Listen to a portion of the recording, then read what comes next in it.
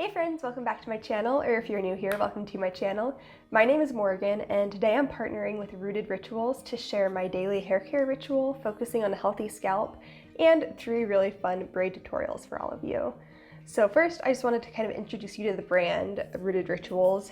It is a really neat line that has a bunch of products that focus on your scalp health, which I personally have had quite the journey trying to get my scalp healthy. Starting from the time I was like a little girl, I had really bad dandruff and just buildup going on. So as a kindergartner, I was using more expensive shampoo and conditioner than my mom because it was necessary. And as I got older and through cycles of puberty, I went through having a really dry, itchy scalp to having a really oily scalp, back to dry and itchy. I'm 24 now, and my scalp has finally kind of regulated itself, so it's a lot less of the extremes, and I like to kind of maintain its health by using products like the Rooted Rituals line. The line is super cool. They have the basics like shampoo and conditioner. We've got a really nice leave-in mask that you just put on and go about your day, whether you're going to sleep or you're going to dry your hair.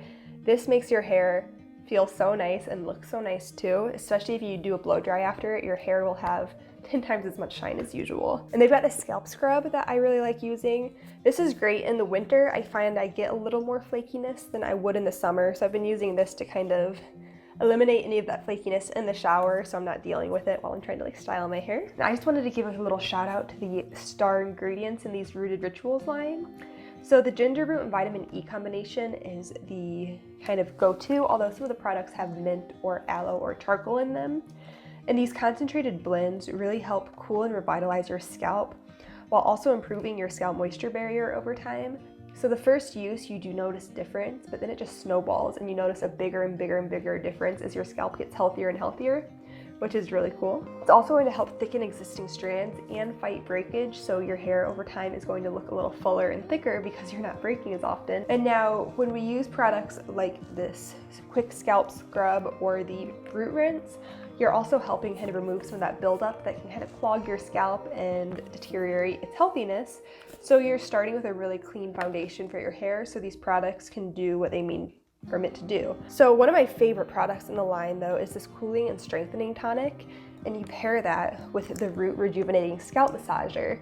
So this just comes with a medicine dropper applicator, just like this. And you part your hair in several different sections and put a drop or two along each section, and then you take the massager, which this is such a luxurious little tool. It feels so good when you're using it. You just kind of massage it in.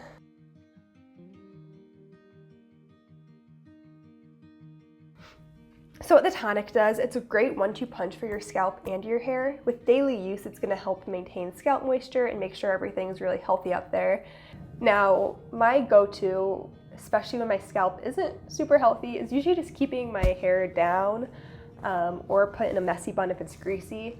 But lately, I've been really liking braids. For all through high school, I wasn't really able to wear tight French braids or anything like that because I just had so much flakiness that the lines it would create would kind of highlight that, which is not ideal, of course. So I wanted to share 3 of my go-to braids. So this first one is just 2 half-up Dutch braids that will meet in a little bun back here. For this look, I just grab a section about 2.5 inches wide at the top and divide it into 3. And this, we're doing Dutch braids, which just means you go under instead of over. So I'll take the front one under and the back one. And then when I do the front one under again, I grab a piece. Now I only grabbed the bottom for the first time, and after that, I'll only be grabbing from the top. And that's because we're not doing a full French braid. We just need it to be half up, half down. Then when I get to the back, I just braid down and put it in a little ponytail loop for now because I'll be joining it with another one in a moment. Okay, so I'm gonna do the other side real fast. Okay, so now that I have these like this, I'm gonna get close to the camera real fast because I'm using the viewfinder as my mirror and pull it apart. I kind of like the bigger, messier look. Then we're pulling both back. And this is when you can decide if you want to just have a half up down ponytail or if you want to meet them into a braid. I was gonna do a bun, but I think I'm actually going to clip them with this gold clip. So here's how this first one looks. This next one is one I used to do all the time. In high school, I worked at an ice cream shop and we had to have 100% of our hair out of our face. We couldn't have any baby hairs or anything. And I've always had problems with baby hairs. So I would just wear this hairstyle to kind of help make sure everything was tight and tucked away. So I actually start the braid back here and go towards my face and then over and around. So it's just another Dutch braid, but we're starting with a smaller section, braiding under and adding to it.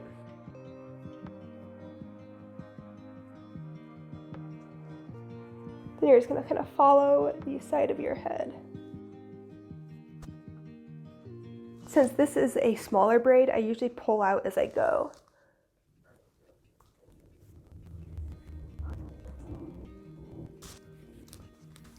Once I get to the back of my head, just gather it in a ponytail and wrap it up. Now, instead of braiding this to the end and then putting it in the ponytail, to make it look like the hair is really thick and long there, I just take a section out and continue the braid. Except if I would have continued braiding, it would have been short and stubby. Now the braid will go all the way down. Here's what it looks like kind of from the back and the side. You could even pull it out even more, just depending on how much volume you like. This one kind of reminds me of like an Elsa braid. It starts out with a really big section, probably 3 or 4 inches of hair, and it's just a Dutch braid. Starting with the front, and we're going to incorporate all of the hair on your head with this one, so you will need to take big sections.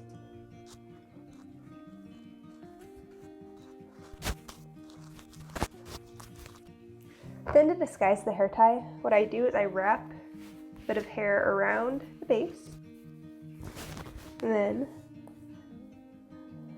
secure the hair tie around just the very end of the hair you wrapped. Secure it, and pull the hair down over the hair tie. So now it looks a little nicer. If you happen to have these loose baby hairs, I just tuck them in. If you have a pomade or something, that works too. So here's the end product of this one. So that is all I have for you today. Thank you so much for watching, and thank you to Rooted Rituals for partnering with me on this video. I will see you guys soon with another video. Bye!